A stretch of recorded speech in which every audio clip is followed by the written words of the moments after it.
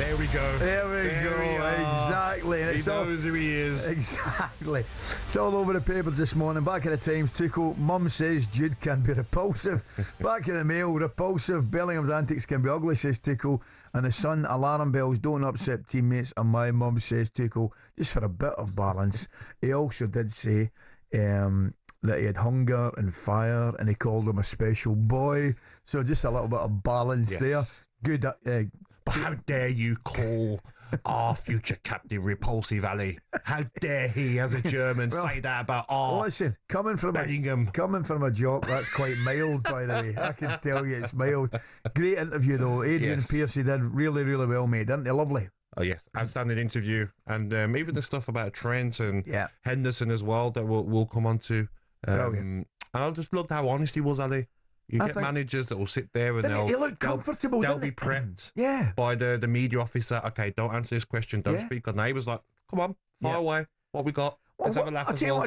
I would say that the last two performances from England have been anything but impressive. 100%. But I thought he's been impressive in that sit down yesterday. He's obviously got a lot of work to do. And he said, the World Cup isn't tomorrow. Yeah. The World Cup's in a year's time. It's not a lot of time, but he has got time to figure out what players are good enough and what players aren't. I'm with you, mate. Now, you can have your say this morning. We give us a call. Please do. It's 03717 22344. Are the best players the ones that have that edge, as Thomas Tuchel calls it? Now, join us for more. This is Chief Football Reporter for the Daily Mail, Craig Hope. Craig, very good morning, mate. How are you this morning? Good morning, Craig. I'm very good, Ali. Very good. Great stuff. Thanks for joining us this morning. Craig, we're sitting here, right? And Gabby and I are kind of singing for the same hymn sheet here.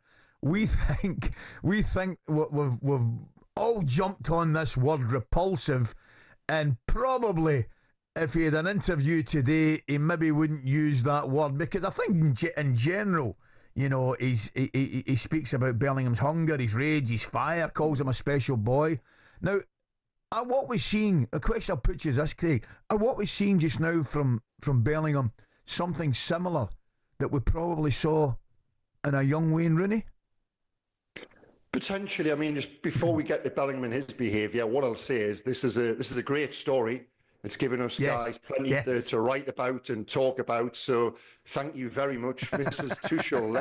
Let the race begin to sign her up as a World Cup columnist. But what I will say is this isn't going away. This story doesn't end today. And the reason I say that is this is Jude Bellingham. I don't think you like this. And I don't think those who exist around him, that really tight entourage, Team Bellingham, I don't think they're like this either. And it's not as if this is just going to blow away over the summer. The next time we speak to Jude, it'll be in August or September.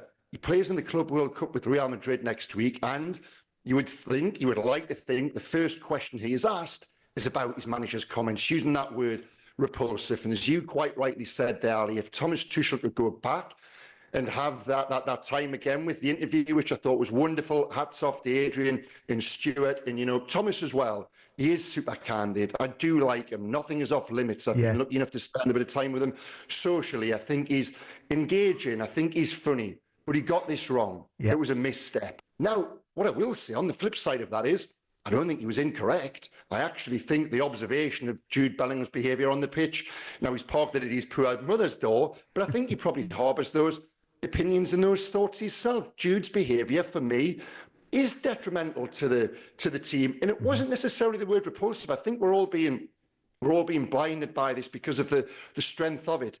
I thought the more telling comment was that it intimidates his teammates. And it does. If you go back to what Gareth Southgate achieved with England, quite incredible that he changed how the players and the nation thought about the shirt and thought about themselves. The shirt no longer weighed heavy.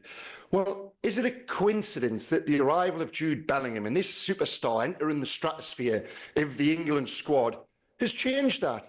And I was at the Euros last summer, and I did think some of Bellingham's behaviour towards his other teammates was intimidating. I didn't think it was good. When he scored the overhead kick against Slovakia, it was wonderful. We're not debating the merits of him as a footballer, but when he scored that overhead kick, I remember on the day I said to one of my colleagues, this is dangerous. This is just going to inflate the ego and take it to a whole other level. And speaking to people around it, I think Bellingham was a problem in camp with some teammates last summer. So Thomas Tuchel hasn't said this lightly. He's a super bright bloke. He's gone in there, and as much as he's assessed them as footballers, he's assessed them as human beings. He did not say this for no reason. The wording was clumsy. It might come back to haunt him, but I don't disagree with what he said. I do think, though, Craig, when you look at the language barrier, do you know, he's obviously said repulsive and maybe not meant to say that word. So I think I wouldn't be surprised if over the next few days Bellingham and the manager speak. You know what, I didn't mean to say repulsive. Obviously, I don't think my mother thinks you're repulsive. But Bellingham will know that his behaviour maybe has to be toned down a little bit, but not totally, because we want players like Bellingham who are going to be up for games. Teammates aren't performing. Teammates are on the beach, like a lot of them were against Senegal. After he scored that goal that was disallowed, he was onto the crowd, he was onto his teammates. We can't take that all away from him, surely. No, absolutely not. And Thomas Tuchel made a point of that, you know, for balance. I think Ali touched on there when he was introducing this section. 95% of what Thomas Tuchel said about Jude Bellingham was wholly complimentary in terms of him as an intelligent, nice young boy and a wonderful footballer. But it's the other parts we've picked out because, as I said, you know, I think that's legitimate. I don't think we're being naughty there as journalists because he did say it for a reason. But also what was quite telling as well was, Gabby, and it's the point you make, he's got to channel that. Yes. You can play with an edge, absolutely, but I think Jude Bellingham's edge strays into territory where it is, I've used this word already, where I think it is detrimental to himself. I think it is detrimental to the team. He's become a poster boy for moodiness, a brand ambassador for petulance. He doesn't have to be like that. And I honestly think, I touched on at the top of this, you know, Team Bellingham, who exists around him. We came out of the Euros last year and Jude Bellingham gave an interview when he made out as if he was being picked on and us guys were on his back. We weren't, honestly, that's just nonsense. We think the world of Jude. We would love to engage with him, sit down with the media and see what you think. It'll actually benefit you if you have that relationship. He's been, I think, and this is a strong word to use, but he's been brainwashed into thinking the world is against him. Does that now extend to referees and even teammates and perhaps his management at times? It's not Jude against the world. Honestly, Jude, look outside the window of this own little universe and world in which you exist. Folk are nice. Folk are okay. We like you. We love you. Embrace that. At the moment, he's just an angry young man. Craig, tell me, do you think the England kind of squad at this moment in time, like, in my opinion, to tell you the truth, a lot of teams, in fact, if not the vast majority of teams, I'm talking 10, 15, 20 years ago, maybe a little bit longer, if you had somebody like Bellingham coming through, who, I'm with you, mate, I love him, absolutely love him. I think he's a wonderful, wonderful talent. But if he had a Terry Butcher, or a Brian Robson, or even a Pearce, somebody that could say, come on, youngin, we'll go for a cup of tea, and we'll just have a sit down and a wee chat, and, you know, and just have a word with him, a wee chat with him. Do you think we're, not just England, do you think we're missing that generally in football at this moment in time? Well, certainly, because the players you've mentioned there, Ali, they were leaders, but they also justified being in the starting 11 as well. They're also good footballers with it. Now, Thomas Tuchel, to address that, has had to bring in a player, who actually isn't good enough to play anymore, Jordan Henderson. Yeah. Make no doubt about it, Jordan Henderson is there is Jude Bellingham's chaperone more than anybody else. And that's a problem because I wrote in the Daily Mail today, he's almost like a minister without portfolio. He's got no responsibility on the pitch and he's there only to hold Jude Bellingham's hand, to point him in the right direction. And they do have a good relationship, but it comes back to the point you made. Where's Declan Rice doing that? Where's Harry Kane doing that? Harry Kane is a leader who just does it by example, exists, you know, within his own little bubble almost. He's not a Terry Butcher. He's not a Stuart Pearce. So to answer your question, yes, absolutely.